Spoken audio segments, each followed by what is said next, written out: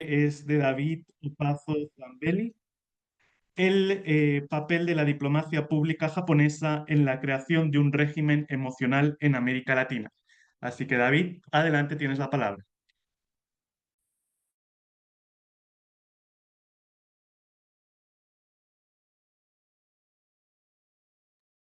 Hola, muchas gracias. ¿Se ve?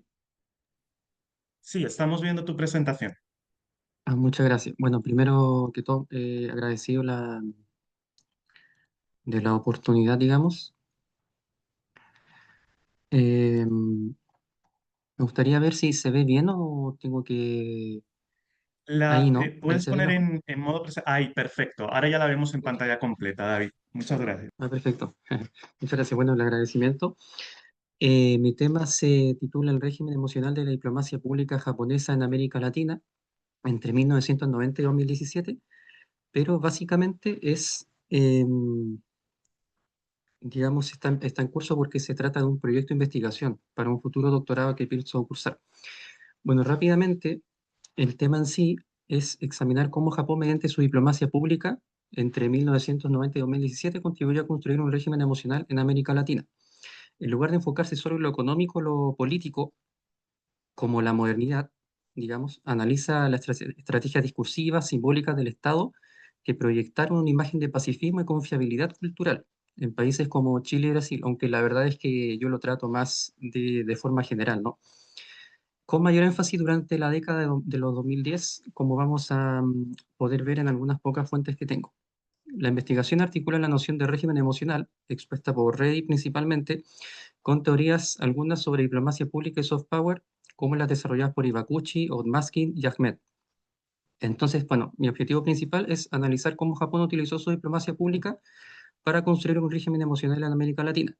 Y el espacio temporal, como se trata de algo más bien transnacional, puse Japón, Chile y Brasil, pero la verdad es que es claro, son discursos japoneses en territorio latino, Chile y Brasil, entre 1990 y 2017, pero vamos a ver que realmente las fuentes están más localizadas en los 2000. Bueno, y de metodología uso un análisis más bien histórico-teórico, pero interdisciplinar, porque va más que nada con temas de relaciones internacionales y un breve análisis de fuentes que a medida que voy avanzando después, más a futuro lo voy a ir compensando. Bueno, algunos conceptos claves, ¿no? Tenemos el de régimen emocional de William Reddy, se podría definir básicamente simplemente como un conjunto de emociones legítimas organizadas socialmente.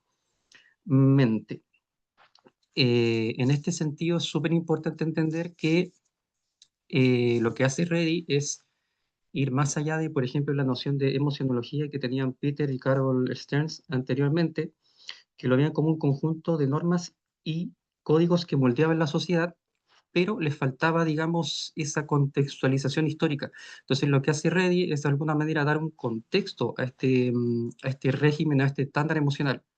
Las emociones, claras, tienen su contexto histórico, son culturales y a la vez son sociales.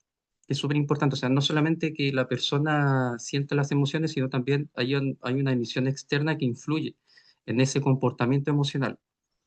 De ahí que es tan importante hablar de un estándar, ¿no? Algo que distribuye, que normaliza ciertas prácticas.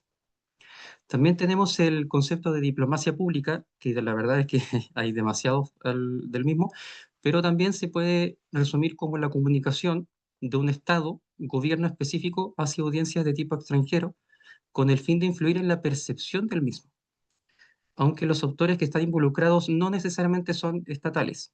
O sea, siempre de alguna manera, en un principio hay una emisión estatal, pero en la práctica en sí también influyen actores no estatales. De hecho, ahí tenemos, por ejemplo, lo que dice Isabel Cabaña, ¿no? Con el tema del lenguaje, de la enseñanza del idioma, entre otras cosas, hacen que de alguna manera participen actores, incluso sociedades autónomas muchas veces, pero esas sociedades autónomas tienen esa, digamos, influencia en primera instancia que es la misma que buscó impulsar el Estado. ¿Por qué? Porque, claro, ellos también, ¿cierto? Para tener oportunidad y todo, necesitan de alguna manera un cierto financiamiento Y ese financiamiento también viene de alguna manera involucrado a través de lo mismo. Pero se podría decir que son una especie de intermediarios, no van en directa relación, ¿no?, con esta cuestión estatal. Bueno, igual es importante de alguna manera también lo que nos dice Osmatsi. Él habla de una cuestión que se puede definir como una regionalización cultural, donde, según él, Japón buscó tener ciertas zonas de influencia. Eh, y se fue esto preponderando a medida de que estaba la competencia china, también hacia los 2010, ¿no?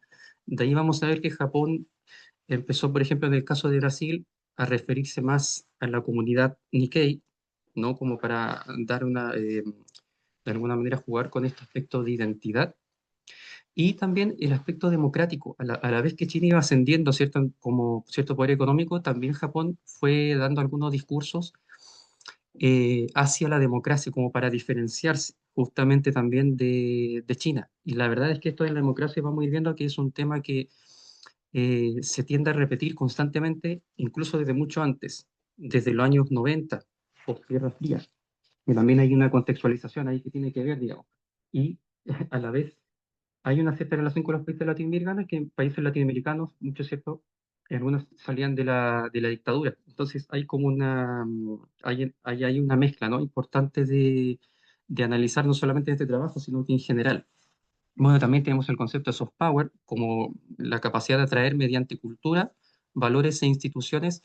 Y acá siempre, claro, hay un emisor de alguna manera, en este caso el Estado, ¿no?, que busca influir o atraer no con un aparato de tipo coercitivo, no a través de aparatos militares, no a través de cuestiones más políticas, sino que a través de aspectos culturales que sí son influyentes en su política, ¿no?, del día a día, que es lo que se busca.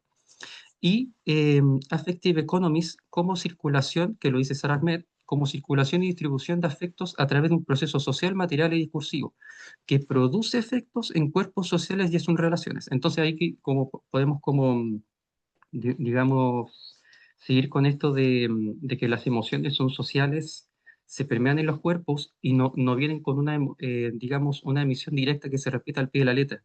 Hay una representación, hay una recepción o una reapropiación cultural de los mismos, así como muchas teorías, ¿cierto?, que tienen que ver con la historia cultural. Eh, bueno, de manera breve voy a hablar un poquito justamente con un poquito de la historia de la diplomacia japonesa en América Latina.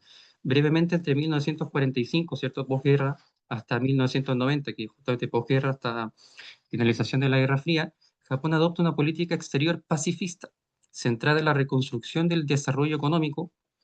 Comienza a usar más la diplomacia, aspectos culturales como a través de las becas, programas JICA, la Japan Foundation, para ir mejorando su imagen internacional, especialmente ante las críticas em, por su creciente... no, no, ahí me equivoqué un poco, pero se refiere a que de alguna manera Japón todavía, a pesar de que en los 80 tuvo un cierto boom económico, fue, cierto, una de las mayores potencias mundiales, todavía de alguna manera arrastraba un cierto pasado imperialista que no se podía, que la verdad no se podía dejar pasar en ese entonces. Luego vamos a ver también que en los 2000 también de alguna manera apoya al proceso del 11 de septiembre de la invasión de Estados Unidos a Irak, y después no lo condena definitivamente, sino que muchos autores dicen que hay una especie de entre aceptación y rechazo. No condena totalmente el hecho y a la vez tampoco está muy a favor, ¿no? Justamente por un tema de diplomacia, para, eh, porque también está el tema de la burbuja, ¿no? Después de los 90 Japón empieza a se empieza a visualizar una cierta crisis económica, y para salir de esa crisis económica lo que hace justamente es recurrir a aspectos diplomáticos para poder atraer, ¿no?, nuevos mercados, entre ellos Chile, Brasil, Paraguay, Argentina. Bueno, nuevamente que Brasil es muy importante también por su comunidad Nikkei, ¿no?, la más grande del mundo. Bueno, también para los 2000 se impulsa lo que se podría llamar una imagen país basada en la combinación de modernidad, tradición, tecnología y cultura pop. ¿Por qué? Porque en los 2000, digamos que se dan una serie de tratados entre ellos uno muy importante en el 2007 en Chile, que impulsa nuevas formas de comercio y relaciones bilaterales que antes Japón no había tenido con países latinoamericanos, sino que solamente mayoritariamente con países del Asia, ¿no? Y esto hace que de alguna manera empiece a llegar también mucho más la cultura. Entre ellos, por ejemplo, lo que uno puede ver es en el anime, ¿no? En los 2000 se empiezan acá, por ejemplo, en la televisión a reproducir un montón de ese tipo de series. Y tienen que ver de alguna manera con esto, ¿no? Con esta apertura comercial que cada vez va teniendo más Japón hacia países de América Latina. Y en los 2010-2017 se habla del Cool Japan, que no tiene una definición conceptual en sí, pero se habla que es de alguna manera la estrategia que usó para promover globalmente su cultura popular, como el anime, ¿cierto? Los videojuegos, la gastronomía y el diseño. Y especialmente también tiene que ver con una respuesta hacia el ascenso de China, como venía diciendo anteriormente. Bueno, ahora brevemente también casos específicos, ¿no? Las relaciones con Brasil y con Chile. En- para ir rápidamente, traté de condensar esto en dos grandes, digamos, proyectos. En el caso de Brasil tenemos el del 2017 con la fundación de la Japan House. Esto fue una iniciativa muy importante, dado que lo que hizo fue literalmente institucionalizar todos los aspectos culturales, ¿cierto? En un espacio físico que es de gran importancia en el sentido de que en él contribuyen aspectos culturales como la gastronomía, las artes marciales, aspectos de la tradición japonesa como ceremonias de té, etcétera. Todo lo que tiene que ver con cultura cotidiana se podría decir que se plasma en este espacio de la creación de la Japan House, que se inauguró el año 2017, ¿no? En Sao Paulo. También, no solo eso, también hay, digamos que muchos ministros, muchas personas ligadas al ambiente académico que estuvieron de alguna manera también involucrados en ese Japan House, ya que es súper importante porque, por ejemplo, Marcelo Dantas, que era el director de programación de Japan House en ese entonces, nos habla de que tales encuentros que promovía la Japan House buscaba influir en la información sobre Japón hacia la cultura local y también una especie de adaptación o mixtura, no solamente de todo 100% japonés, sino que también estos actores japoneses venían, digamos, a Latinoamérica para escuchar y ver cuáles eran los intereses de estos, en este caso los brasileños, y también para próximamente impulsar una cultura que se mezclara con los intereses en ese sentido. Entonces, la Japan House también podríamos decir que es una especie de mixtura que ayuda tanto a los Nikkei, ¿cierto? A la comunidad japonesa en Latinoamérica, o descendientes japoneses en Latinoamérica, y los japoneses, para crear esta especie de mixtura cultural. Y en el caso de Chile, como venía diciendo, está el Tratado de Libre Comercio entre Japón y Chile del 2007, que refuerza un vínculo diplomático, o sea, no solamente se trató de un acuerdo bilateral importante en materia económica, y anteriormente un tema que no se, digamos, uno al buscar no lo ve mucho es la creación de los jardines, o sea, el Cerro San Cristóbal es bien conocido, pero también en el año 1994 se inaugura el Jardín Japonés de La Serena, que la verdad es que, entre otros, ¿no? Por ejemplo, hay una en la Constitución también. Y acá es súper importante el año porque, bueno, Chile viene saliendo, digamos, bueno, ya saliendo, ¿cierto?, de la dictadura en sí, y Japón también pasa por este proceso post-Guerra Fría, que busca justamente acercarse a la apertura al mundo, y como decía anteriormente, tratar todavía queda con ciertos cimientos de esta imagen imperialista. Y que justamente el jardín japonés lo que hace es representar la armonía y la paz, cuestiones que justamente tienen que ver con la la democracia como un concepto súper importante en este tiempo también, porque claro, posguerra fría, ¿no? ¿Cuál fue el discurso, por ejemplo, norteamericano? Justamente la democracia, digamos, en vez de contra la Unión Soviética, se podría decir a nivel mundial. Y esto es un concepto que la verdad es que se mantiene a través del tiempo. a pesar de que los 2000, ¿cierto?, cambian, empiezan a cambiar un poco estas percepciones, ya no hablamos de Guerra Fría, sino que de otros aspectos, la hiperglobalización, etcétera, pero como vamos a ver en algunas fuentes, estas cuestiones se mantienen. Por ejemplo, ¿por qué? El 2011, como venía diciendo, está el tema, ¿cierto?, el impacto estadounidense en Irak, y de alguna manera una, una cierta aceptación de Japón. Y por otro lado, el ascenso de China, ¿cierto? Que claro, iba creciendo económicamente y Japón, digamos, para no quedar detrás, empezó a impulsar justamente un relato de tipo apelativo hacia la democracia. Entonces, no es que se quedó en los 90, sino que fue avanzando.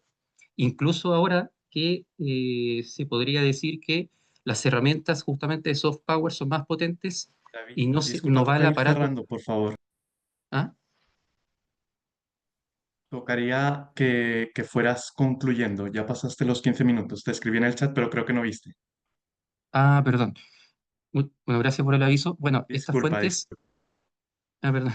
Estas fuentes justamente lo que hacen más bien es como legitimizar eso que digo, ¿no? En el caso de Brasil, el discurso del primer ministro del año 2004 o la visita de Shinzo Abe también el 2014, ambos en Sao Paulo, nos hablan de un apelativo hacia la democracia y también de alguna manera el apelativo a la unión entre la comunidad Nikkei y Japón, como comunidad de esfuerzo, como aquello que también se levanta a pesar de todo tipo de problemas, pero especialmente el apelativo hacia la democracia, eso es súper importante. La verdad es que tengo las fuentes ahí, pero claro, por temas de tiempo no profundizo, pero es como para darle el sustento. Bueno, eso más que nada, acá están las referencias y mis disculpas y muchas gracias por la oportunidad. Muchas gracias, David. Disculpa porque te estuve avisando por el chat, pero creo que no lo habías visto. Entonces te interrumpí así un poco. Perdón. Disculpa. Pero muchas gracias. Entonces vamos a darle la palabra a Javier Kovacevic, que nos va a hablar del templo a la diplomacia, espiritualidad y soft power en el complejo monumental hindú de Punta Arenas. Entonces, Javier, tienes la palabra y por favor ten por ahí, si puedes, abierto el chat para que estés pendiente de mis avisos. Bien. Gracias. Se ve bien, ¿cierto? Sí, vemos en pantalla completo, perfecto. Ya, muchas gracias. Bien. Primero quisiera agradecer la oportunidad por presentar este trabajo que estoy desarrollando para el Magíster en Estudios sobre Asia de la Universidad de Chile, que se llama Del Templo a la Diplomacia, Espiritualidad y Soft Power en el Complejo Monumental Hindú de Punta Arenas. Es un tema muy específico, sin embargo, se relaciona con fenómenos relevantes a nivel internacional. Es un caso que ha sido interesante de investigar porque articula migración, religión, política exterior y paisaje urbano a partir de un lugar muy singular, que es el templo hindú más austral del mundo. Quisiera aclarar por qué decidí usar el concepto de soft power, que fue acuñado por Joseph Nye, como decía David antes. Él dice que muchas relaciones de poder dependen de lo que el objetivo piensa y que debe ser eficaz sin parecer propaganda. ¿Ya? Definitivamente eso es. Es una forma de influencia que se alcanza a través de los valores culturales y que puede ser desarrollada por cualquier país sin importar si es autoritario, democrático, occidental o no. No hay solo un tipo de valor político que se pueda promocionar. Y al igual que decía David, no está en manos exclusivas del Estado, sino también de actores sociales, comunidades o migrantes. Y en el caso de Punta Arenas vamos a ver cómo un actor no estatal, una familia migrante muy conocida, pudo generar capital simbólico e integrarse en una estrategia de diplomacia cultural y religiosa. Aquí vemos unas tomas de Google Earth. Este lugar no es el centro de la ciudad de Punta Arenas, pero está al lado del muelle Prat. Entonces, los cruceros que llevan centenares de turistas todos los años, una de las primeras cosas que ven de la ciudad es el templo hindú. Y a mí siempre me llamó mucho la atención. Yo soy de allá, pero me había ido por varios años y al volver me di cuenta de que estaba esta plaza, que es un lugar bien interesante, que se terminó de erigir en 2016 entre la Embajada de India, la Municipalidad de Punta Arenas y la comunidad local, y tiene tres estatuas, de Mahatma Gandhi, Rabindranath Tagore y la Madre Teresa. ¿Ya? Entonces, este lugar da cuenta de que existen lazos diplomáticos entre el país más grande del sur de Asia y la región más austral de Chile. O sea, hablamos de una forma de cooperación sur-sur. Y la hipótesis que yo he ido desarrollando es que el templo hindú, resignificado por la instalación de esta plaza, se convirtió en capital diplomático. A nivel histórico, quisiera mencionar Bosraj Nandwani fue el patriarca de la familia, llegó a Punta Arenas desde una región que ahora está en Pakistán, se convirtió en un empresario muy próspero, muy conocido del retail, el comercio automotriz e inmobiliario.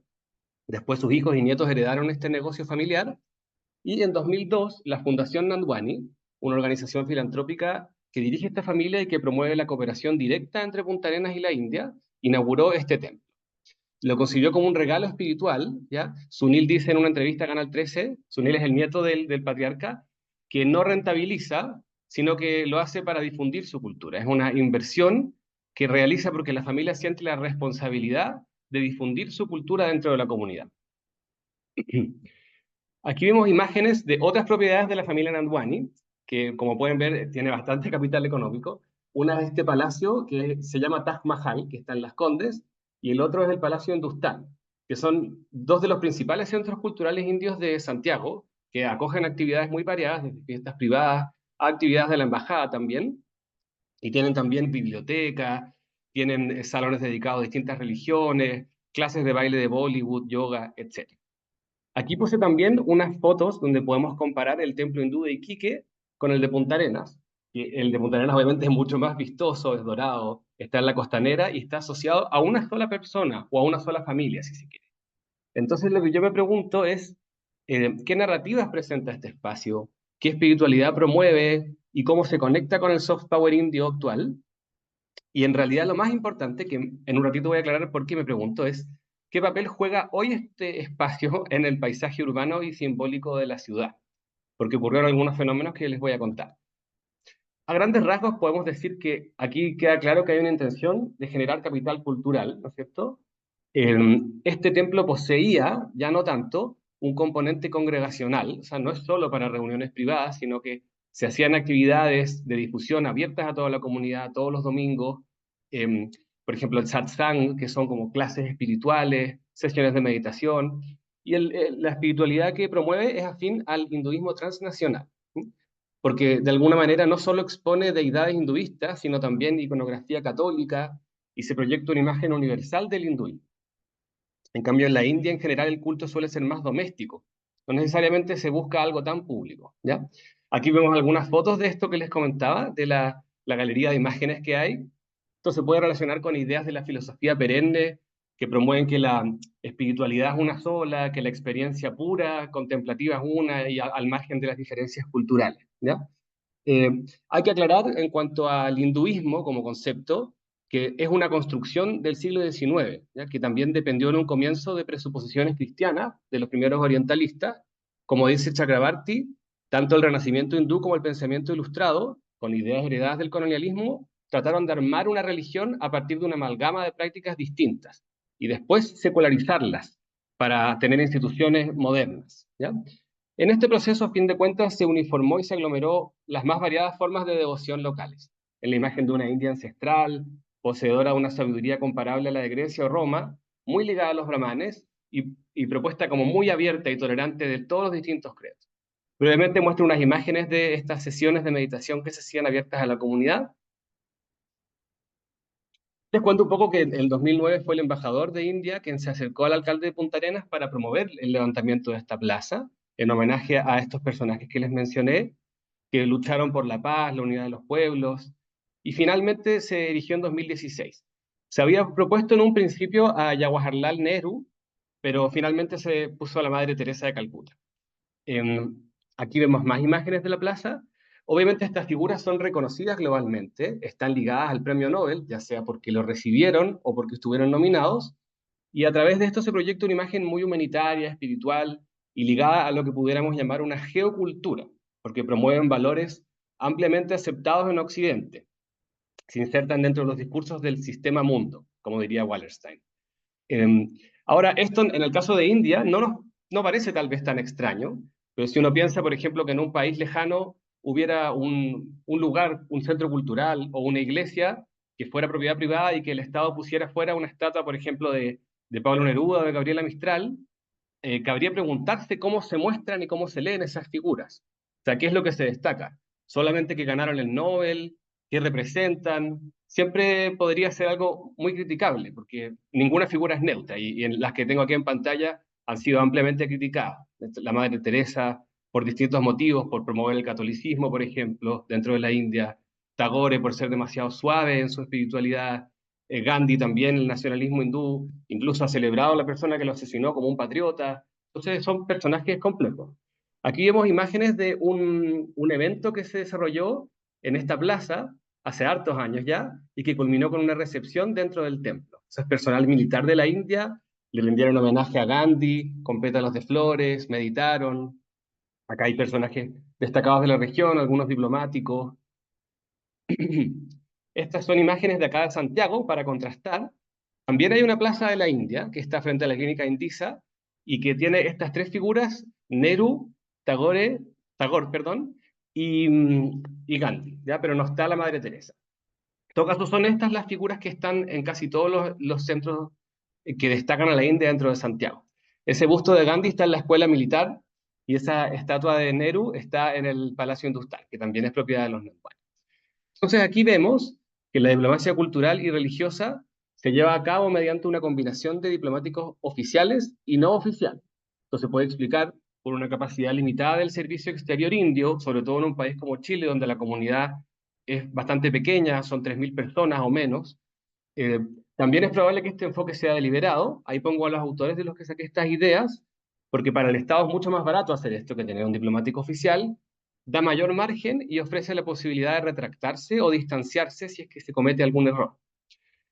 Y otro aspecto muy relevante de esta investigación es que cada vez más se entiende que las poblaciones diaspóricas son activos importantes para promover agendas de las potencias emergentes.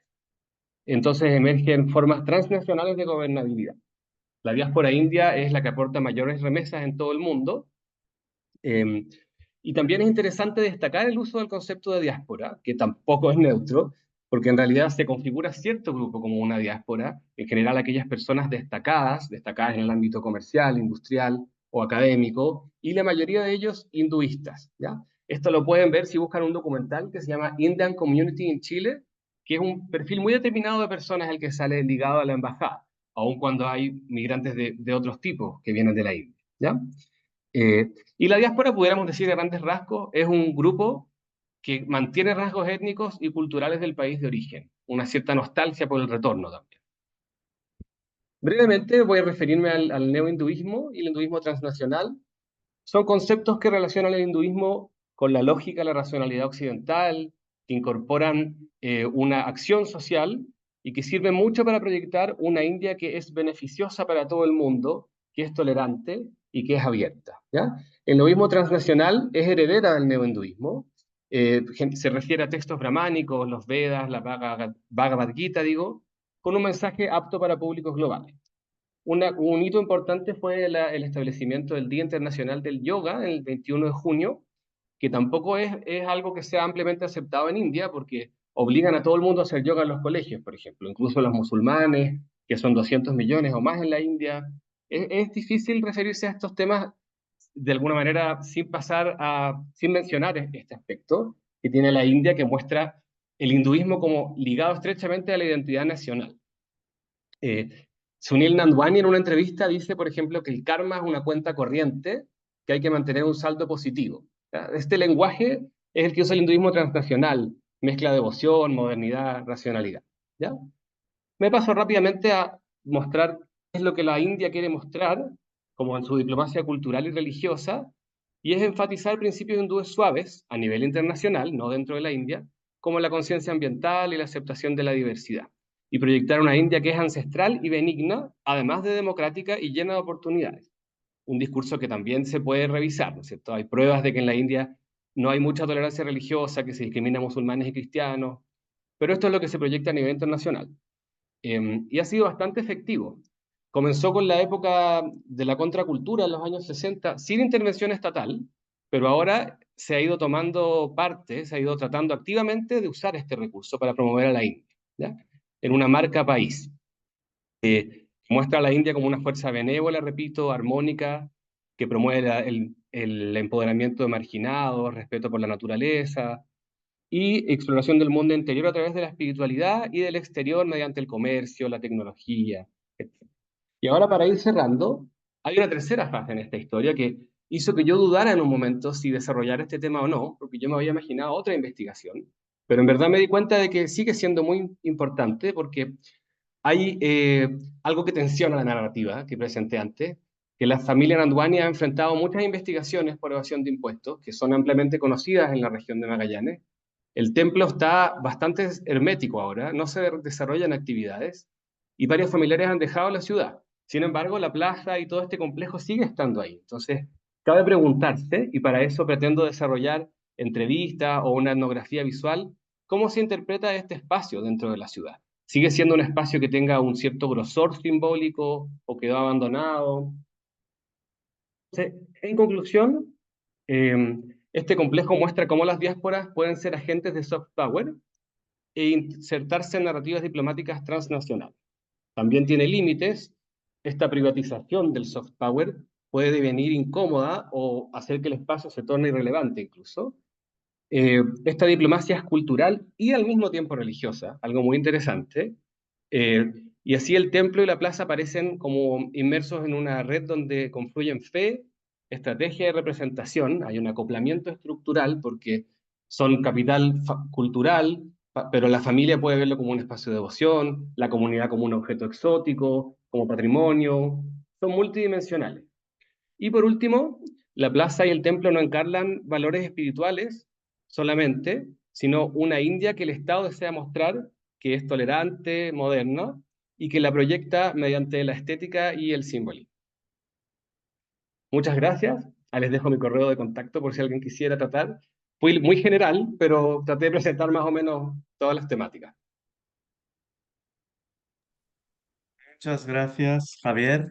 Entonces vamos a dar paso ahora a la ponente Bárbara Matkovic con la islamofobia institucional como política de secularización en el discurso estatal chino, análisis del reglamento para la desracialización de la región autónoma uigur de Xinjiang. Bárbara, tienes la palabra y por favor pendiente del chat que le iré comunicando por allí el tiempo. Bueno, ¿Listo? muchas gracias. Gracias. Em, sí, bueno, esta temática se aleja un poco quizás de la diplomacia. Claro, el título es la islamofobia institucional como política de securitización. La normativa estatal china, en la normativa estatal china, análisis del reglamento para la desradicalización de la región autónoma uigur de Xinjiang. Ay, no me avanza el PPT. Ahora sí. Bueno, planteamiento del problema. Bueno, la región autónoma uigur de Xinjiang está ubicada en el noroeste de China y ha sido durante siglos el hogar del pueblo uigur, que es una minoría étnica túrquica de mayoría musulmana sunita. En este contexto, yo identifico dos tensiones principales en términos de seguridad nacional. Hay autores que dicen que existe una independencia intermitente en esta región que se ve en el mapa, porque durante las guerras de Xinjiang, en 1930-1933, se instauraron la Primera y la Segunda República de Turquistán Oriental en este espacio geográfico. Y recién en 1949, durante la Guerra Civil China, este territorio fue reintegrado a la República Popular China. Entonces, cierto, ha estado desde la dinastía Qing en este contexto como de independencia intermitente. Bueno, y en términos de seguridad pública, también ha habido varias tensiones, porque desde el año 2014 hubo un atentado en Urumqi, que es la capital de esta región autónoma. Un atentado, cierto, de características de terrorismo islámico, podríamos decir, y desde ese momento esta región ha sido objeto de una intensificación del control estatal en el marco de políticas orientadas a combatir el extremismo, preservar la unidad nacional y mantener la estabilidad social. Entonces, como resultado de estas políticas, la población uigur ha enfrentado restricciones a su libertad religiosa y también se ha enfrentado a procesos de sinización cultural. Bueno, esta situación en Xinjiang ha sido analizada vastamente, es cosa de buscar en, en Google, pero ha sido analizada mucho desde el genocidio, desde la perspectiva de derechos humanos más genérica, y yo busco darle un giro y incluir este prisma de análisis de la islamofobia, ¿cierto? Que es un concepto sistematizado más reciente y en el que he estado trabajando en mi última publicación.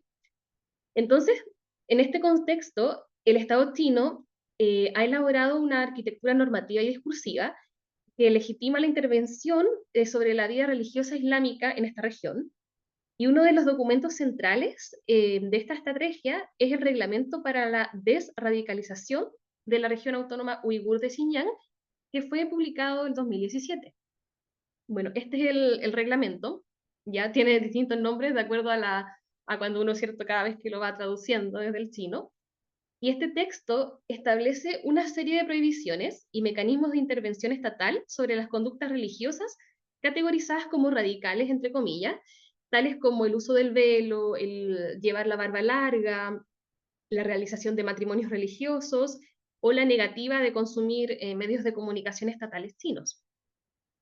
Entonces, lo que yo busco investigar es qué elementos de securitización se emplean en este reglamento para representar al Islam como una amenaza y cómo estos configuran islamofobia institucional contra la población uigur.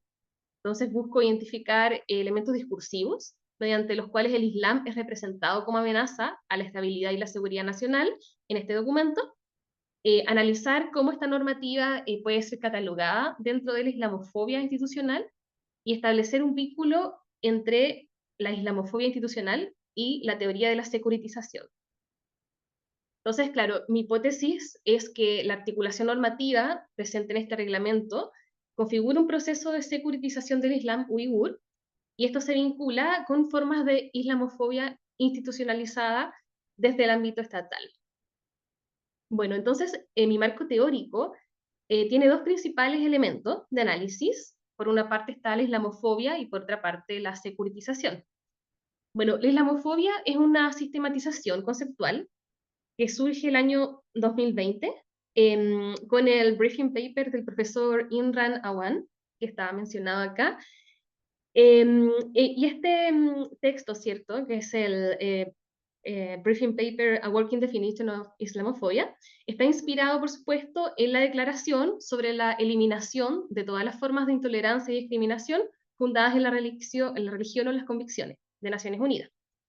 Bueno, y este concepto de islamofobia entonces se ha sistematizado a partir de estas fuentes y se define como una forma específica de intolerancia y discriminación que se manifiesta en actitudes, prácticas o políticas hostiles hacia personas, grupos o símbolos asociados al Islam. Esto no se limita a expresiones individuales de odio, sino que se construye como un discurso que representa al Islam como una amenaza inherente, irracional, violenta o incompatible con los valores modernos, según Avan. Y la ONU reconoce entonces la islamofobia como un problema de derechos humanos que afecta el goce pleno de la libertad de religión, de expresión y de participación, y la vincula con dinámicas estructurales de racismo, xenofobia y colonialismo. Bueno, y el concepto en específico que vamos a aplicar en esta investigación es de islamofobia institucional, que se refiere particularmente a cuando hay estructuras estatales o normativas, como leyes, reglamentos, discursos oficiales, políticas públicas, que reproducen estereotipos negativos sobre el Islam, o que limitan de forma sistemática el ejercicio de derechos por parte de las personas musulmanas. Entonces, esta forma de islamofobia ya no requiere intenciones explícitas de odio, como la islamofobia secas, sino que se manifiesta a través de prácticas de exclusión, vigilancia, control burocrático. Bueno, y el otro elemento teórico que utilizo en la investigación es el concepto de securitización. Bueno, esta teoría es una teoría desarrollada por la Escuela de Copenhague, ¿cierto? Específicamente por el profesor Weber, y se sostiene, ¿cierto?, que la seguridad no es una condición subjetiva ni un hecho dado por sí solo, sino que es una construcción intersubjetiva que se produce mediante el lenguaje, es decir, que hay ciertos temas que se convierten en una problemática de seguridad cuando un actor con autoridad política, como un Estado o un gobierno, declara públicamente que existe una amenaza existencial. Entonces, La idea, ¿cierto?, es que un tema que está en el ámbito de la política normal de seguridad, ¿cierto?, pasa a ser una problemática y con ello se adoptan medidas extraordinarias. Bueno, y el punto clave para esta investigación sería que aunque la lógica, ¿cierto?, de seguridad se orienta a la protección de la supervivencia, ¿cierto?, de un Estado, de una soberanía y de una identidad colectiva en este caso, la retórica de la seguridad, ¿cierto?, al mismo tiempo puede emplearse en contextos donde estas amenazas no son reales o inminentes. Entonces, ese es un cuestionamiento que se da en esta investigación. Entonces, en los casos donde el Estado es una identidad relativamente homogénea, la seguridad del Estado y la seguridad social tienden a coincidir. En este caso, sin embargo, ¿cierto?, el Estado alberga en su interior comunidades nacionales distintas o en conflicto con el proyecto estatal dominante. Entonces, la afirmación identitaria de estas subcomunidades puede percibirse como una amenaza directa. Entonces, cuando el Estado impulsa un proyecto de homogeneización nacional, su seguridad estará, ¿cierto?, en tensión con la seguridad social de las minorías internas, cuyos proyectos nacionales alternativos son deslegitimados o considerados peligrosos. De esta manera, entonces, la retórica securitizante opera como un mecanismo que convierte la diferencia cultural, o en este caso religiosa, como un problema de seguridad, y de este modo la habilita para que se adopten medidas de control extraordinario. Bueno, esta investigación está en curso, estoy analizando, ¿cierto?, este tema desde el punto de vista desde el análisis cualitativo, en un caso único, por supuesto, que es el análisis de este reglamento, a través de análisis de contenido. Pretendo utilizar software para la codificación por frecuencia de presencia de ciertos términos, y luego, a partir de este análisis, hacer un análisis de inferencia inductiva.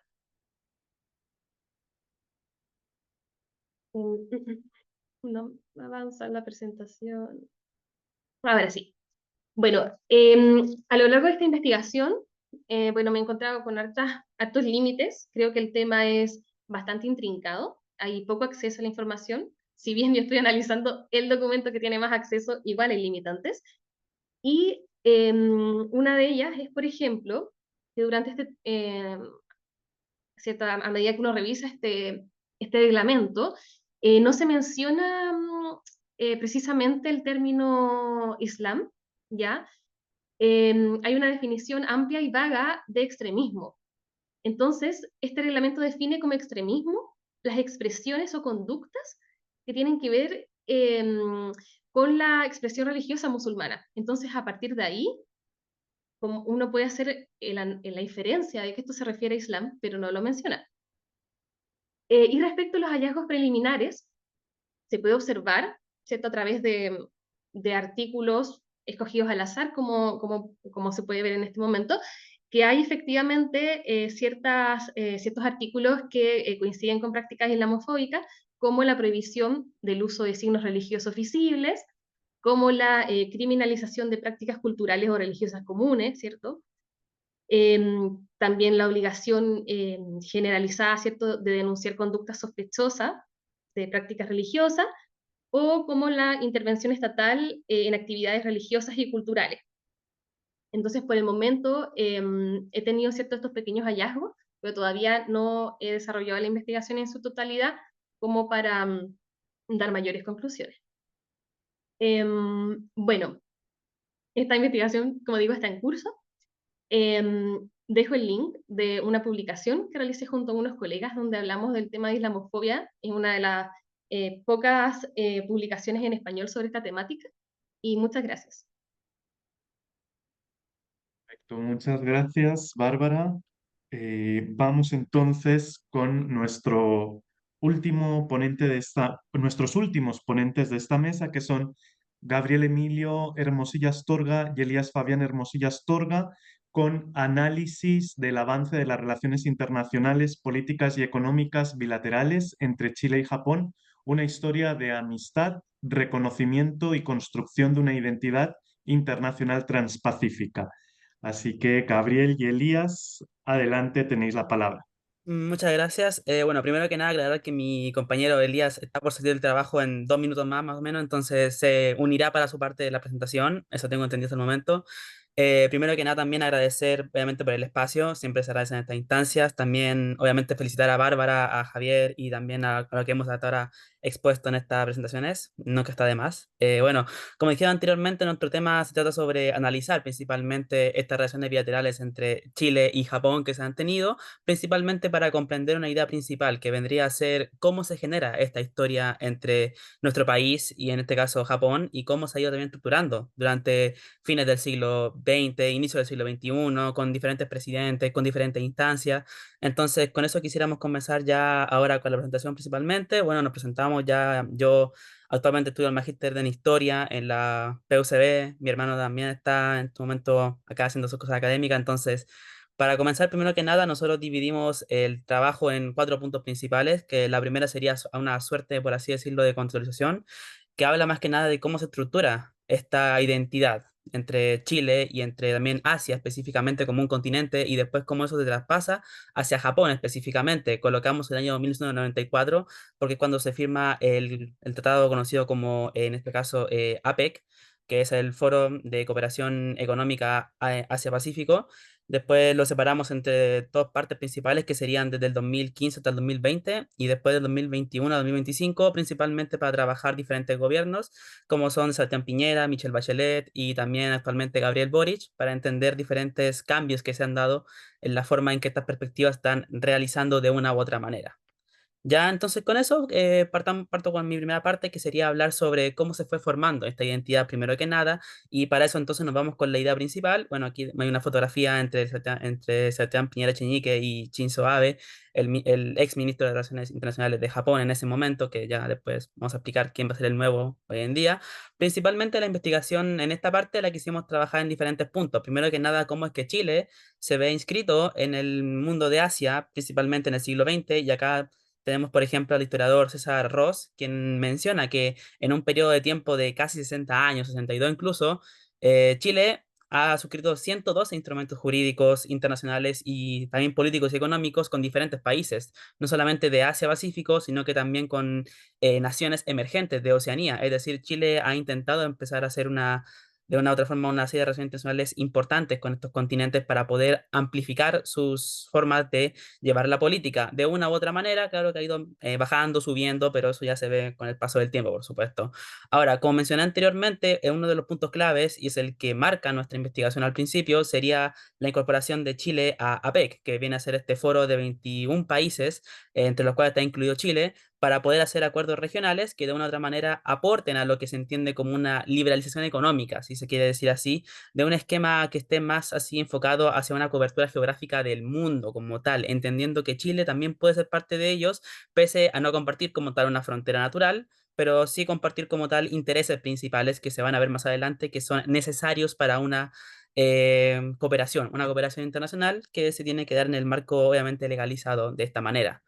Ahora, por ejemplo, cuando nosotros hablamos de cuáles son los principales acercamientos que tiene principalmente Chile y Japón, mencionamos lo que viene a ser, por ejemplo, un antecedente de 1990, cuando Japón hace los primeros acercamientos con América Latina, principalmente en acuerdos más centrados. Aquí se menciona el caso de que se da entre México y Chile, como los primeros países donde se va a hacer estas relaciones internacionales. Y aparte se menciona que al principio la identidad como tal era bastante vertical, porque si bien estaban estas mesas de acuerdo, como menciona Lenicet Toro, si bien estaban las mesas de acuerdo, si bien estaban esas instancias de diálogo como tal, siempre se dejaba que los ministros japoneses tuvieran la última palabra. Es decir, si bien hay un acuerdo entre ellos, los que toman decisiones finales de una u otra manera son los japoneses, por lo cual, si bien es un poco contraproducente para lo que es la democracia, de una u otra manera es el primer paso principalmente para que se hagan estos acuerdos bilaterales entre Chile y Japón. También, como mencioné anteriormente, esto se basa en una necesidad. Como también se menciona bajo el Lenicet Toro, ella menciona de que Chile lo que requiere en este momento es poder entrar a lo que ella considera que es un puente hacia el Pacífico, y también como Japón, lo que él requiere en ese momento es poder conseguir acceso a Mercosur, que vendría a ser esta alianza entre países de América Latina para de una u otra manera conseguir este alineamiento con ellos. Por lo cual, entre ambos países se ve esta necesidad y también se ve esta intención de poder compartir diferentes elementos, por lo cual se avanza de esa manera. Ahora, cuando por ejemplo también hablamos del resto, es cuando hablamos de diferentes elementos importantes bilaterales. Por ejemplo, en el nuevo siglo se menciona que en materia económica Chile empieza a firmar diferentes acuerdos económicos con Japón, como por ejemplo acá está el EPA, que en este caso sería un acuerdo entre más o menos centralizado en la economía estratégica, que es parecido a la PEC de una otra manera, pero que es un poco más centrado como el primer acuerdo bilateral que tiene Chile con Japón de forma, por así decirlo, entre ellos de una u otra manera. Y obviamente aquí pues se menciona de que ya Japón, entrando en el siglo XXI, se va a convertir prácticamente en el país asiático que tiene mayor cantidad de capital invertido en nuestro país. Por lo cual ya se habla de que Japón como tal va a empezar a ir construyendo esta identidad de amistad, por así decirlo, con Chile desde un punto de vista económico. Esto por lo menos hacia el inicio ya de la primera década del 2010, para el siglo XXI, como ya se estaba mencionando también anteriormente. Ahora, cuando se menciona, por ejemplo, lo que hablábamos del 2015 hasta el 2020, notaremos una gran cantidad de cambios y también una buena intención principal. Porque también, como solo mencionábamos anteriormente, Chile como tal se estructura con una mentalidad que está trabajada desde Eduardo Frei Ruiz-Tagle, quien tiene una idea principal que es el regionalismo abierto, es decir, una forma o una intención principal que es traer a Chile diferentes elementos de otros países y ojalá poder traerlos consigo. Por lo cual, la primera intención aquí también, y ocupamos textos como por ejemplo de Cristian Fuentes, que se habla como tal de un equilibrio, que Chile como tal no busca solamente invertir en un espacio o en un solo continente porque eso considera que lo va a negalizar y de una otra manera no estaría atendiendo a lo que él considera que es este regionalismo externo, por lo cual entonces Chile empieza a invertir tanto en Europa como también en Estados Unidos y también como Asia, porque se considera que de esta forma ya va a ser en este momento del siglo XXI el siglo del Pacífico, es decir, un siglo en el cual Asia va a surgir como una potencia ya como un continente a ser considerado, por lo cual Chile se da cuenta de que con esta idea, si empieza a invertir específicamente en este continente y empieza también a invertir en otros continentes, no va a caer en una crisis económica tan globalizada como podría ser solamente enfocarse en un solo continente o en un solo país o en un solo socio. Por lo cual esta idea principal es lo que motiva a Chile en el siglo XXI a tener mejor lazos con Japón principalmente. Uno de los puntos principales y que más me gusta honestamente desarrollar es principalmente de que también se empiezan a formar diferentes elementos como por ejemplo, un segundo, aquí llegó Elías Hermosilla. Por ejemplo, lo que es la carta del AOD, es decir, cuando se empieza a dar la intención de que Japón y Chile estén inmiscuidos en una parte de análisis entre diferentes países de América Latina y también con Chile. Si bien esto no es como tal bilateral, sí se considera de que es un momento importante para que Chile tenga lo suyo con Japón de una u otra manera. Ahora, también otra momento este momento de esta firma del AOD va a ser muy importante sobre todo, pero ya por tema de tiempo quisiera darle el paso al siguiente ponente, pero antes también quisiera mencionar principalmente lo que es el programa de capacitación de recursos humanos para Latinoamérica y el Caribe en reducción de riesgos de desastres. Es decir, específicamente este punto que te voy a hacer acá, un segundo, ahí está, esta parte va a ser muy importante, principalmente porque va a ser el primer acuerdo de acuerdos principales que Chile va a firmar con Japón para poder trabajar lo que sean los desastres naturales más a futuro, porque como tanto Chile y Japón son unos países que se consideran bastante sísmicos de una u otra manera y están conectados prácticamente por la misma anillo de fuego, este tratado como tal va a hacer que Chile pueda colaborar de mejor manera con Japón y tenga unas relaciones políticas más seguras. Es decir, se va a intentar emular diferentes medios para poder combatir los terremotos y los movimientos telúricos para que así Chile pueda trabajar de mejor manera con Japón. Ya por tema de tiempo quisiera darle el paso entonces a Elías Hermosilla, así que puede empezar a transmitir ahora y cuando él quiera que yo pase la presentación, yo le hago el caso en ese momento. Un segundito. Hola, muy buenas tardes, ¿me escuchan? Sí, perfectamente. Necesito... Hola, disculpe la hora. Por contexto, soy profesor, así que estaba dando unas clases, así que recién salí de clase. Bien, como decía mi compañero, me corresponde analizar las relaciones bilaterales de Chile y Japón desde el año 2021 hasta el 2025, en lo que es la actualidad. Así que, por favor, compañero, ¿me puede adelantar la siguiente diapositiva? A diferencia de lo que nosotros hemos podido establecer en las presentaciones anteriores, el foco de las relaciones bilaterales entre Chile y Japón se ha mantenido netamente desde lo económico, pero se ha visto un foco actualmente desde lo que es 2021, 2022, junto con los tiempos de pandemia, una percepción que va en base también al fortalecer los lazos más sociales, los lazos geográficos, los lazos de la cultura. Chile y Japón han mantenido, como ha mencionado mi compañero, relaciones desde el siglo anterior. Las relaciones económicas se mantienen fuertes y la presidencia principal de Gabriel Boric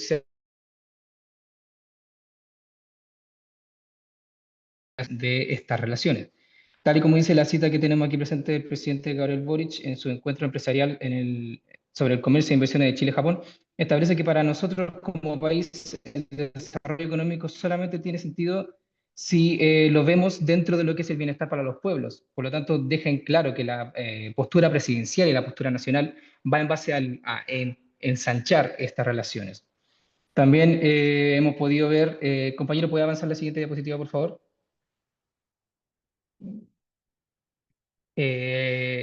Takako Ito es la encargada de las relaciones de Japón en Chile y ella es bastante específica en una de sus visitas que tuvo al país durante el año presente.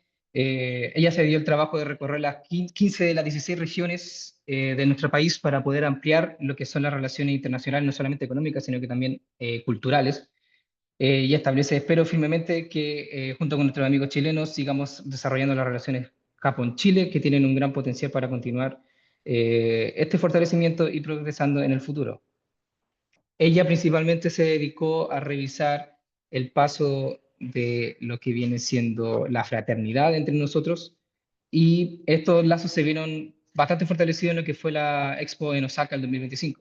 Así que, a modo de conclusión, nosotros hemos ya establecido que las relaciones bilaterales se han mantenido, han crecido por lo largo del tiempo. Chile ha madurado como país junto con Japón. Japón también ha madurado en relaciones internacionales con Latinoamérica a través de Chile y otros países involucrados, por ejemplo, México. También se ha progresado fervientemente la forma en la que se desenvuelven las relaciones internacionales entre nosotros.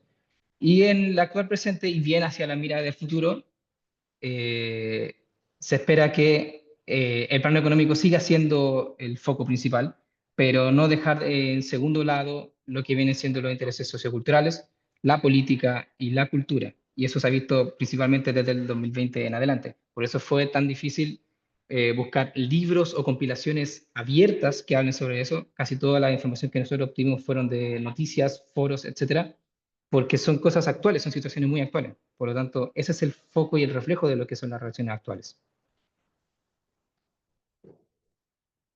Bueno, Gabriel, Elías, muchas gracias por vuestra presentación.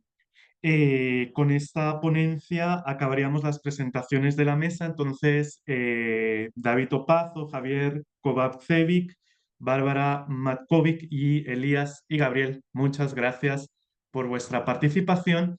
Y ahora le vamos a ceder la palabra a Andrés Borquez para que pueda hacer algunos comentarios sobre las ponencias que hemos expuesto o que habéis expuesto. Así que, Andrés, adelante. La palabra es tuya. Muchas gracias, Ismael, por el espacio. Y también agradezco públicamente a los organizadores de esta nueva versión del Congreso. Y también felicito a los 4 proyectos que presentaron el día de hoy. Bueno, son colectivos, otros son de carácter individual. Yo, la verdad, siendo súper honesto, no manejo todas las bajadas temáticas de lo que se presentó el día de hoy. Entonces, en esa línea voy a tratar de hacer comentarios principalmente con respecto al diseño de investigación, con respecto a cómo se puede mejorar la validez interna y externa de lo que nos presentaron el día de hoy. Y en algunos casos, quizá porque conozco un poquito más la literatura, también dar algunas recomendaciones en esa línea. ¿Vale? Eh, Recuerden que este es un ejercicio que a los que se quieren dedicar a la academia va a ser constante en el tiempo, así que no se tomen nunca personal los comentarios de los pares, digamos. Así funciona un poco este ejercicio. La academia, digamos, tiene un consenso sobre todo desde las ciencias sociales, que una de las formas que tenemos para mejorar, digamos, nuestra calidad de nuestros productos, de nuestras investigaciones, de nuestra productividad, es en base a este ejercicio de revisiones de pares.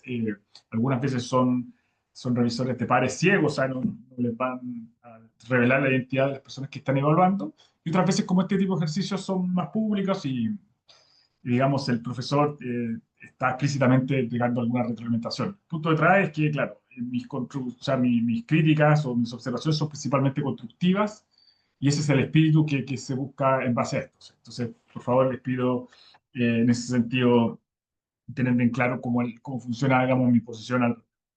Bueno, en la primera voy a partir en el orden que presentaron, ¿vale? El primer proyecto sobre los regímenes emocionales. Creo que es importante digamos, no solamente describir lo que dicen oficialmente los textos, digamos, en términos conceptuales, sino que también sería importante proponer, si es que no está en la literatura, el autor que quiere levantar este estudio debiese proponer algún grado de operacionalización conceptual.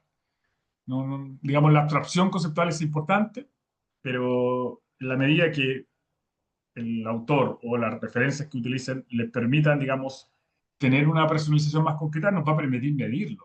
Y desde ahí ver si lo que usted quiere hacer, digamos, puede ser analizar condiciones necesarias suficientes para poder determinar que hay un régimen emocional o eventualmente los impactos de este régimen emocional en un contexto o el mecanismo detrás de este régimen emocional. La única forma de poderlo, digamos, abordar de una lógica sistematizada es que usted nos proponga una operacionalización y en la presentación no me queda del todo claro. Yo creo que ahí hay una cuestión que hay que resolver y que creo que es sustantiva para que su trabajo pueda luego, digamos, avanzar en una escala de discusión en la literatura y de tratar de proponer algo ahí al respecto, ¿vale? Entonces, eso creo que es lo fundamental. Luego hay cuestiones menores. Creo que es importante mencionar algunos aspectos del diseño de investigación. Eso mejora la validez interna o externa de su trabajo, en el sentido de que usted toma la decisión de tener ciertas fechas de observación entre 1990 y 2017, pero usted después en su discurso no deja de todo claro cuál es el criterio de observar eso. Usted dice que se concentran más en los últimos años, después del 2000, entonces esas cuestiones, digamos, no hacen dudar, digamos, de los criterios de selección tanto de su caso como de sus observaciones. Y ahí eso tiene que estar muy preciso, mismo que pueda haber un cierto grado de arbitrariedad, digamos. Tampoco preocuparse al respecto, pero tiene que transparentarlo. En base a eso, nosotros vamos a poder entender cuál es su argumento, su posición con respecto a la investigación.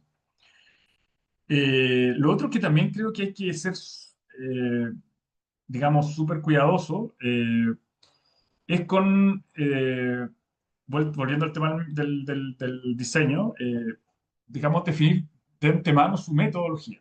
Usted menciona una palabra que me llama mucho la atención, que es compensar con las observaciones, como que, digamos, y eso, compensar también en términos de las técnicas de recolecta de información, creo que eso tiene que precisar. Si bien hay proyectos de investigación de carácter exploratorios que tienen un grado de flexibilidad en términos del proceso de recolecta de información, es decir, que en el terreno, en el trabajo de campo, se van tomando ciertas decisiones que pudiesen volver al diseño y desde ahí plantear y hacer algunos ajustes, eso tiene que precisarlo, ¿vale? Si ese es el camino, debes precisarlo, porque eso nos daría más claridad, digamos, qué tipo de diseño usted está implementando y si eso cumple con los estándares que se pueden, pues, desde ahí tomar en consideración sus resultados, su análisis de resultados, sus inferencias y todo lo, digamos, lo que usted quiera ya proponer al final del proceso.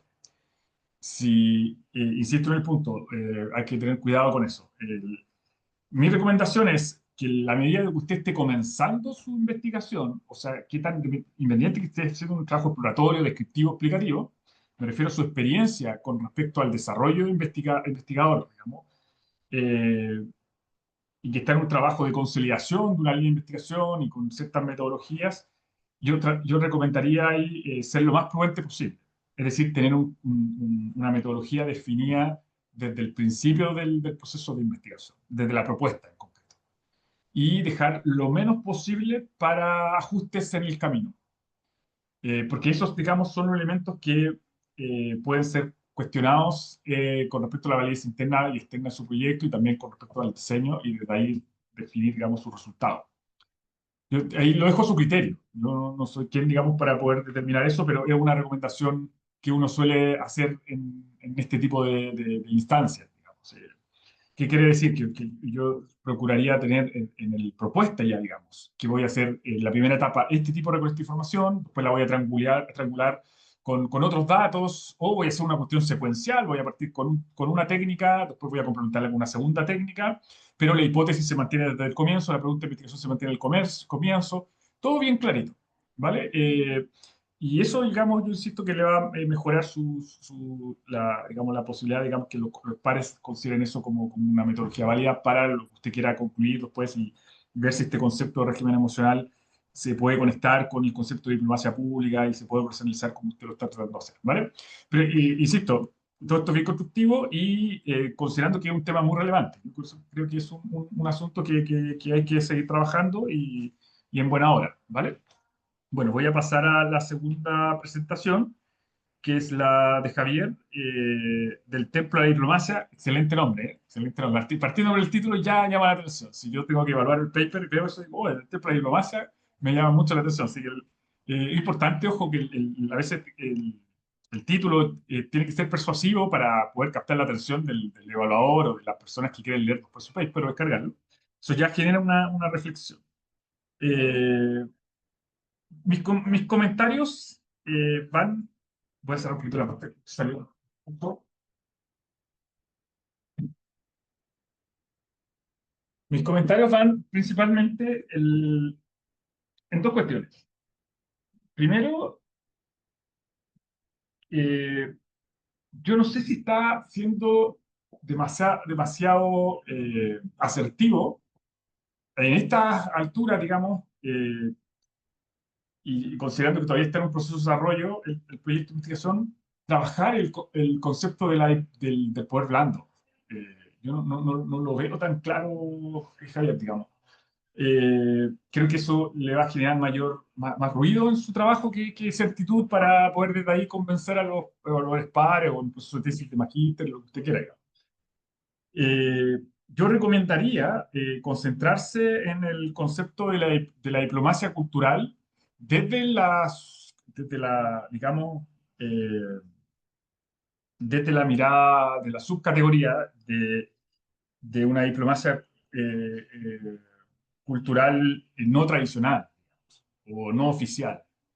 Yo creo que ahí está su trabajo, porque si usted mismo ya en la parte exploratoria, en la parte inicial, detecta que esta cuestión no es oficial, que no hay cierta articulación con la institucionalidad, digamos que no es formal con los canales diplomáticos establecidos por la India, pero tampoco por las convenciones internacionales, creo que esta propuesta mucho más desde la sociedad civil o desde ciertos actores que pueden tener cierta historia, relevancia o jugar un rol de embajadores informales, creo que ahí puede haber algo más concreto.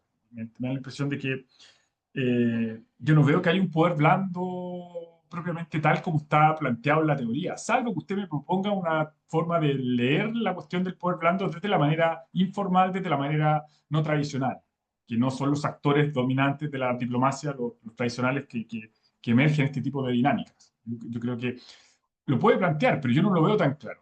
Y creo que ahí puede jugar tomar riesgos que son innecesarios considerando lo rico que sería contribuir a la conceptualización de la diplomacia tradicional, de esta mirada subcategórica de una diplomacia no formal, digamos, no oficial o no institucionalizada propiamente tal.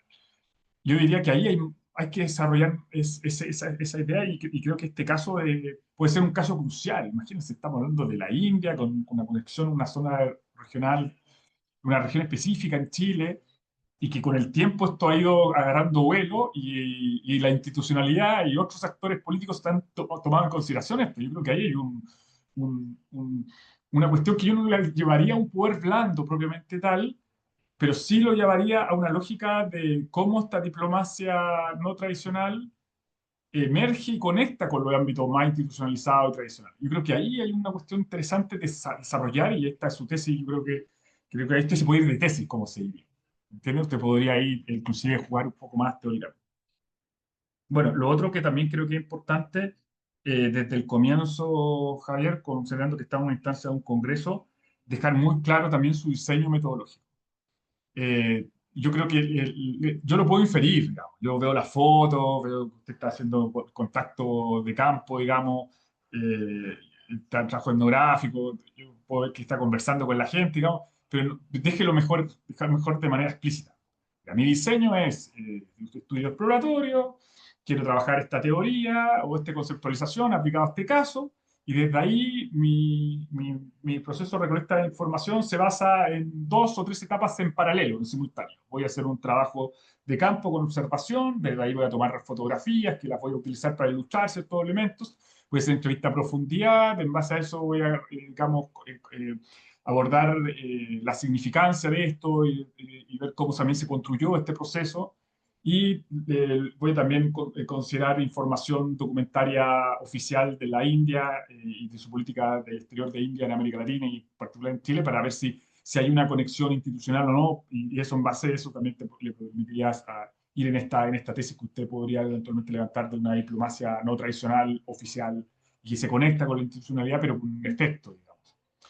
¿Vale? Yo creo que esos son los elementos que detecto de su trabajo. En general lo encuentro bastante promisorio. Yo lo felicito porque tiene ahí cuestiones muy interesantes que yo creo que pueden ser publicables sin ningún problema. Pero, insisto, hay que precisar estas cuestiones metodológicas y además decía bien la literatura de base. Me da la impresión de que ahí tiene una oportunidad más desde el fenómeno. Yo creo que la detección que usted está haciendo ahí es esta cuestión informal, insisto, de ciertos actores, cómo pues se va convirtiendo con mayor grado de institucionalización o con al menos grado de conexión con lo oficial.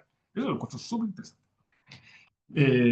Si es que se comprueba, digamos. Puede ser que usted el trabajo de campo en la entrevista detecte que no, que finalmente ellos son gente muy conectada con la diplomacia oficial, con redes claras y que hasta cierto punto son una extensión, que eso también puede pasar, digamos. Pero es interesante, veamos qué pasa. Yo no lo sé, digamos, pero yo creo que es súper interesante hacer esa exploración. Pasa, ojo, que hay, por ejemplo, hay ciertos actores de la sociedad civil que tienen un rol mucho más claro y están conscientes de que pueden ser diplomáticos, pero no oficiales, pero lo juegan y lo articulan y hacen un campo epistémico, de hecho, que conecta con la diplomacia formal. Pasa mucho en la academia, en la diplomacia científica. No todos los científicos o los académicos están conscientes de que están jugando un rol de diplomacia, pero muchos de ellos sí. Y ahí hay un grado de articulación muy concreta y directa desde la institucionalidad. De hecho, muchos de ellos, hasta yo me incluyo, hasta cierto punto hemos participado en programas estatales que tienen una finalidad concreta de direccionalidad política, de política exterior, a través de cooperación técnica o alguna figura. Pero hay otros académicos que no, digamos, y que emergen desde su disciplina, de su conocimiento y sus cooperaciones internacionales, y desde ahí van conectando con una contribución más de algún objetivo diplomático. ¿Me entiende? Y que eso también es interesante contrastar, no es tan absoluto el comportamiento. En el caso de usted, yo creo que hay que determinar qué es lo que pasó. Me da la impresión de que se va más por la hipótesis de que hay una cuestión más espontánea, de un interés de diáspora, de un interés de identidad cultural, hacia luego establecer un ámbito más de diplomacia cultural. Pero bueno, vamos a ver qué pasa, voy a estar atento a sus resultados. Bueno, vamos con la presentación de Bárbara. Bueno, acá, Bárbara, yo creo que hay un tema que considero que es importante, es una cuestión que creo que es crucial, digamos, en términos teóricos metodológicos. El, el concepto de securitización tiene un procedimiento, ¿vale? Entonces, al menos eso es lo que plantea Busan y la literatura dominante.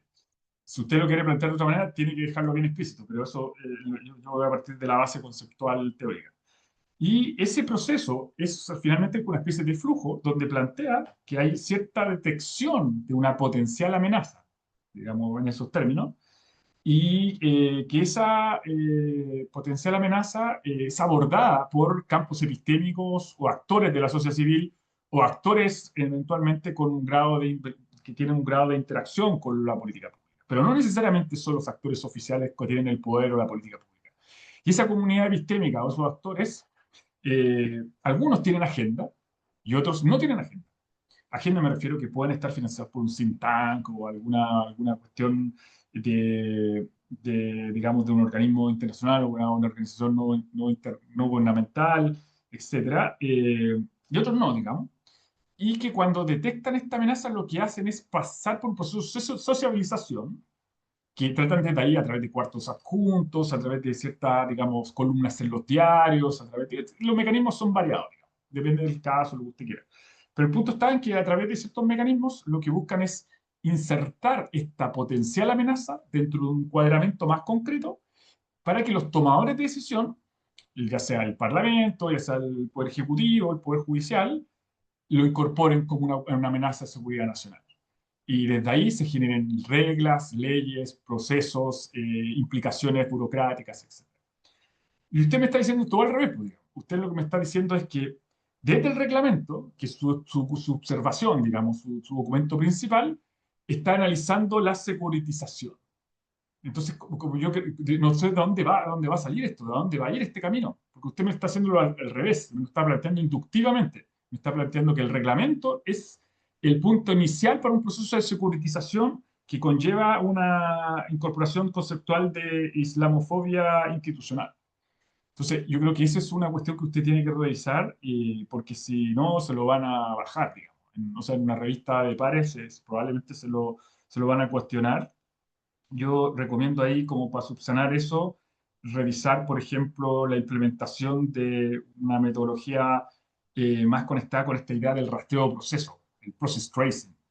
Quizá puede ser una forma de ir viendo cómo se llevó a construir este reglamento y si ese reglamento ya es una evidencia de un proceso de securitización o no, digamos. Eso puede ser una forma de subsanar esto, y si no, ya plantearlo de manera muy inductiva, pero yo creo que esto ahí está tomando riesgo al respecto, porque estamos muy lejos de esa zona, digamos. Estamos en Chile, tenemos poco acceso a la información y hay muchos documentos que son clasificados, que puede ser que sean de conocimiento muy limitado. Entonces yo no sé si usted puede plantear que desde este documento se empieza un proceso de securitización. Yo creo que es un efecto. Hay que tener mucha claridad al respecto.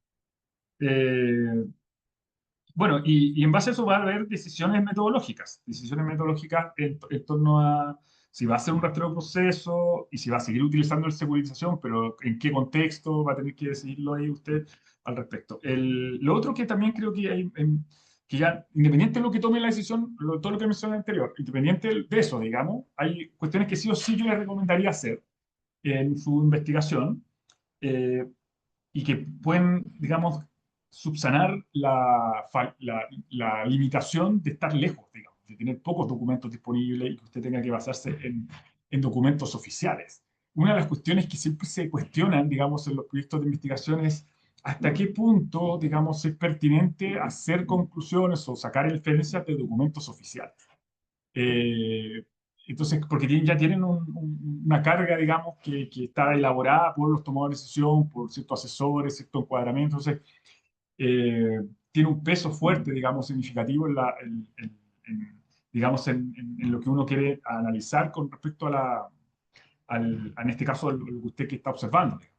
Hay una incidencia al respecto. Entonces, esa limitación yo la subsanaría en decir, bueno, obviamente justificar la limitación de acceso a la información, logístico, etcétera, pero yo lo subsanaría en tratar de incorporar más pruebas de análisis de contenido a los documentos oficiales, o el documento oficial o reglamento que usted quiera analizar. ¿Y a qué me refiero? Que yo le recomendaría no solo hacer un análisis de contenido textual general, por ejemplo, una frecuencia de palabras o algo por el estilo, sino que yo le recomendaría hacer, por ejemplo, pruebas como el QWIC, el Keyword in Context. Yo creo que sería súper interesante, mismo que sea o sea, se puede hacer un documento oficial, digamos, porque usted ahí puede entrar esas cuestiones que usted ya como que está haciendo, tratando de levantar hipótesis, como digamos que hasta qué punto este concepto usted mencionaba el concepto se me fue, de, de violencia, ¿no? ¿Cuál era el concepto que usted mencionó? Eh, pero bueno, esta idea de violencia, digamos, asociada a estos grupos, digamos, o extremismo, eso, el concepto de extremismo usted ya lo está relacionando con el concepto de cultura islámica, etc.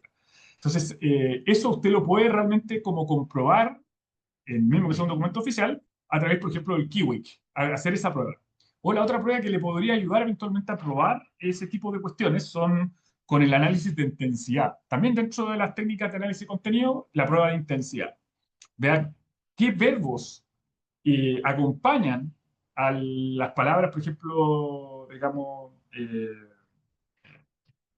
digamos que usted va a querer conectar esta idea ¿cómo le dije recién? ¿Cómo decir la palabra? Era extremismo.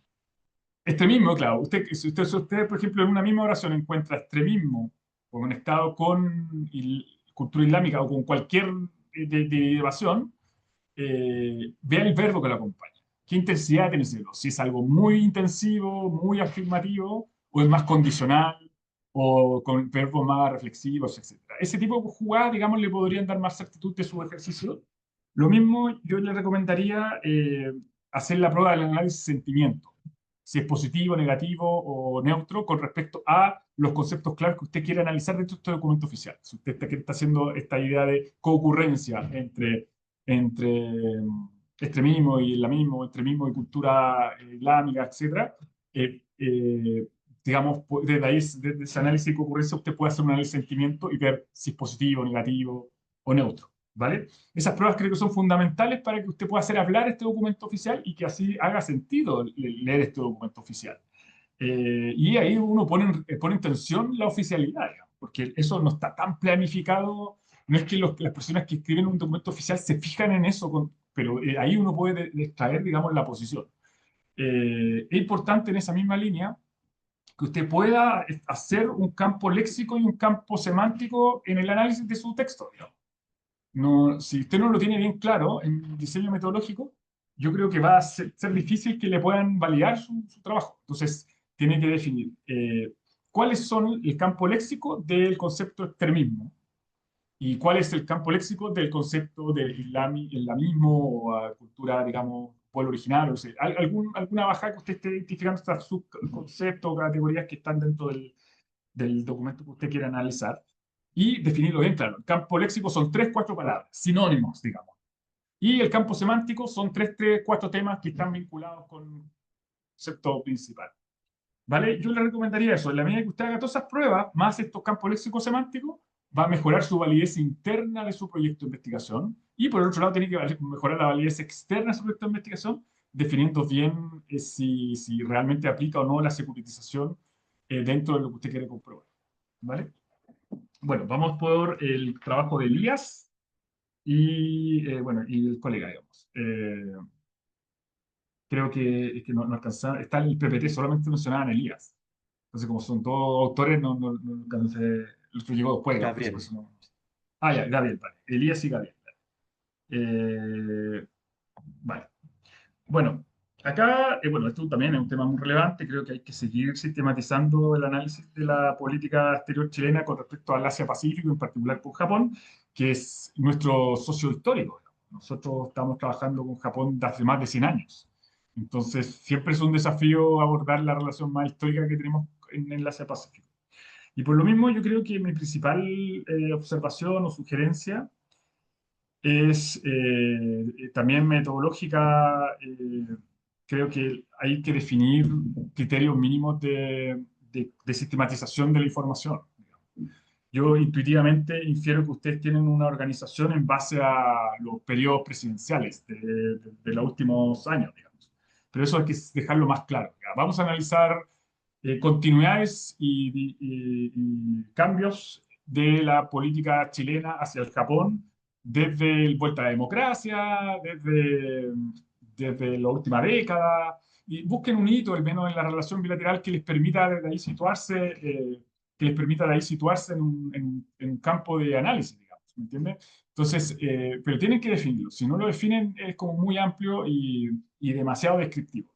Y ahí está mi segunda crítica. Esta descripción no puede, digamos, sostener tantas afirmaciones como usted lo plantea. Tiene que ser más prudente al respecto. Entonces, yo creo que ahí es importante no solamente definir el diseño en términos de horizonte temporal, y también tienen que definir el diseño en términos de selección de los casos, digamos, explicar bien estos 4 casos, estos periodos, esta idea de continuidad y cambios, y también en esa misma línea, qué tipo de documentos van a utilizar, qué tipo o fuentes, digamos, y que si sean compatibles con los 4 periodos para que haya cierto grado de homogenización en su análisis, digamos. Porque hacer cherry picking, digamos, de declaraciones oficiales o de alguna cuestión, una cuña en el diario, creo que está bien, pero para un trabajo que ustedes lo quieran publicar, le van a cuestionar ese grado de sistematización. Entonces, mis recomendaciones son definir bien el horizonte temporal,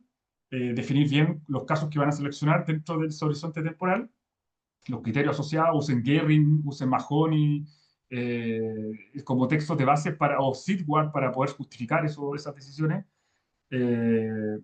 Bueno, al mismo tiempo también definir bien las fuentes y si van a ser homogéneas, si van a ser heterogéneas, por qué, digamos. Luego ver si van a triangular los resultados o van a ser una secuencia. también definir, yo creo que el bien, digamos, los criterios del, digamos, del análisis también, de cuál va a ser, digamos, la principal técnica de análisis de todos estos datos que van a recolectar. Va a ser una perspectiva histórica, va a ser una perspectiva de combinación de documentos oficiales con, digamos, eventualmente van a combinar con algunas entrevistas de profundización. Me da la impresión que ahí tienen muchas oportunidades para poder hacer un trabajo lo más sistematizado posible y olvídense de todas esas conclusiones que plantearon hasta el momento hasta que no tengan sistematizado lo anterior, digamos. Yo creo que esa idea de decir que la relación ha sido desarrollada a través de un foco económico, pero que en los últimos años, a partir del 2021, mencionaron que también tienen lazos sociales, digamos, si no está sistematizado eso, yo creo que es muy riesgoso de plantearlo de esa manera. Yo sería más prudente. Eh, de hecho, nosotros estamos en una evaluación de pares, todavía no está publicada, pero nosotros hicimos un análisis digamos, hicimos una base de datos desde que íbamos los últimos 20 años de todos los, digamos, proyectos de cooperación técnica entre Chile y Japón. Y nuestra hipótesis era principalmente testear el comportamiento de Japón si una vez que Chile pasaba a ser nombrado un socio, digamos, un país de altos ingresos en términos de ser susceptible para recibir cooperación técnica, iba a cambiar o no el comportamiento de Japón. Y nosotros teóricamente sosteníamos que no iba a cambiar el comportamiento de Japón porque Japón no se basa en estas decisiones conceptuales basadas en organismos como internacionales, multilaterales como la OCDE, digamos, sino que se basa en sus propios intereses nacionales, más allá de que oficialmente diga lo otro. Entonces nosotros consideramos que algo constructivo y lo que hicimos fue indagar eso. Y esta base de datos nos muestra de que la relación con Japón no necesariamente es económica. De hecho, yo diría que es económica, pero también significativamente hay cooperación científica, técnica. Hemos logrado abordar temas de desastres naturales, de calentamiento climático, desertificación de los suelos, cooperación energía solar, y mucho más compleja, mucho más compleja. Y demostramos con nuestra base de datos, digamos, que con el cambio de estatus de Chile a ser un país más, digamos, de altos ingresos, Japón no cambió su política hacia Chile. Y de hecho, les desarrolló más intensivamente esos sectores que les estoy mencionando anteriormente. Lo que sí, digamos, involucra más a Chile en cooperación triangular, digamos, y también es coherente también con los datos globales. Japón disminuyó su cooperación técnica a nivel internacional a través de su agencia, pero con Chile, digamos, esa disminución ni siquiera se acerca a la curva global. Entonces, hay que ser mucho más prudente y la única forma de ser más prudente es que usted sistematice los datos, que esa es mi principal recomendación. Y con esto termino. Yo creo que donde hay una mina de oro en datos, que nosotros no lo hicimos en este estudio, nosotros lo que hicimos fue una base de datos a través de la AXIS, de la información oficial de la cooperación técnica, pero creo que hay una mina de oro, es en el archivo histórico de la Cancillería. Y ahí pueden tener esta perspectiva más, digamos, de las continuidades y cambios de los últimos 20 años desde que volvimos a la democracia, busquen un marco referencial al respecto, y digamos una mina de oro, y se puede ir pues, gratuitamente, hay una serie de archivos diplomáticos donde uno puede construir el relato, construir las decisiones que se tomó de la política exterior oficial hacia Japón. Obviamente se pueden conseguir los documentos de Japón, pero tendría que viajar hasta Japón y hay que ver, algunos pueden ser clasificados, etc. Entonces, no es tan fácil, pero desde Chile por lo menos les aseguro que están y creo que es una mina de oro para este tipo de trabajo que ustedes quieren como levantar y desde ahí poder generalizar si es que es posible. Bueno, me detengo acá, insisto, no se lo tomen personal, esto es para mejorar su trabajo y que vaya en función de que lo puedan publicar o sacar sus tesis, etc. Así que eso, le devuelvo la palabra a Ismael. Muchas gracias, Andrés.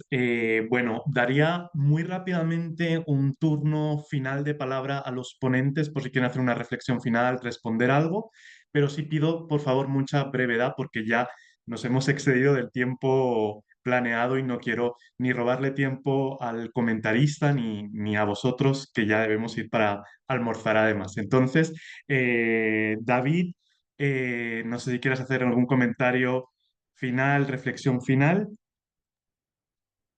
Sí, bueno, David muchas Paso. gracias por el comentario. La verdad es que, o sea, aparte de acogerlo, también me hace mucho sentido, especialmente el tema de la metodología.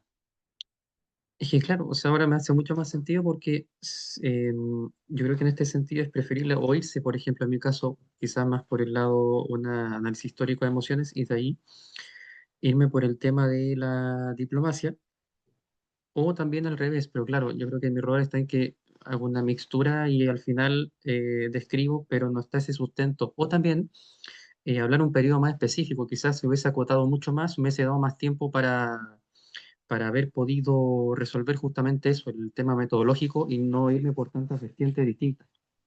Pero sí, me hace totalmente sentido, así que gracias. Muchas gracias, David. Javier, no sé si quieres hacer una reflexión final. Bueno, solo agradecer nuevamente y ver, siempre muy interesante que estamos trabajando temas de alguna manera parecidos con la diplomacia cultural, con los soft power. Los comentarios también los acojo. Por supuesto, tengo mucho más para hablar sobre esos temas, pero no daba el tiempo. Pero está muy interesante la idea de a lo mejor salir un poco de esto del poder blando y centrarse más en la diplomacia cultural. Y la diplomacia religiosa también es bien interesante, aunque no alcancé a profundizarlo mucho, pero es un tema nuevo, relevante. Así que nuevamente muchas gracias y bueno, felicitaciones también a los otros expositores. Muchas gracias, Javier. Bárbara, ¿tienes algún comentario? No, solo agradecer por la instancia, felicitar a mis compañeros también. Me hicieron sentido todas las recomendaciones. La verdad, bueno, este tema que yo traté es súper intrincado. Yo llegué a él, bueno, por una publicación que hice en conjunto, pero creo que lo voy a dejar archivado. Sin embargo, me sirvieron mucho las recomendaciones. Muchas gracias. Gracias, Bárbara. Y Elías y Gabriel, no sé si tengáis algún comentario final. Bueno, por mi parte, obviamente agradecer obviamente a los ponentes que fue una buena jornada, yo considero. Los comentarios obviamente siempre son bien recibidos para estas instancias, siempre van a ayudar a crecer. Las partes que nos dijo obviamente tendremos en consideración y también reiterar mi agradecimiento obviamente por el espacio y que espero que nos veamos prontamente en otras instancias como este tipo también. No sé si me quiere decir algo de Elías en este caso. Sí, buenas. Lo mismo que los demás exponentes, muchas gracias por los comentarios. De verdad, el tema de la Cancillería lo voy a tomar muy en cuenta para la investigación.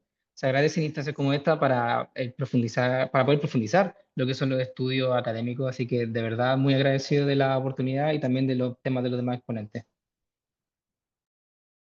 Genial. Bueno, pues muchísimas gracias, Andrés, por los comentarios y pues a los ponentes felicitarles por su presentación y espero que haya sido productiva esta mesa, que hayan anotado nuevas ideas y nuevas formas de replantear su investigación. Y vamos ya a cerrar, pero les recuerdo que seguimos por la tarde, a las 3 de la tarde, de 3 a 4 y media vamos a tener la mesa 3 con representaciones y apropiaciones orientalistas en la literatura y el arte latinoamericano. Así que una vez más quedáis todos súper invitados para asistir a esta mesa y nos vemos en la tarde. Buen almuerzo a todos. Saludos. Chao, chao.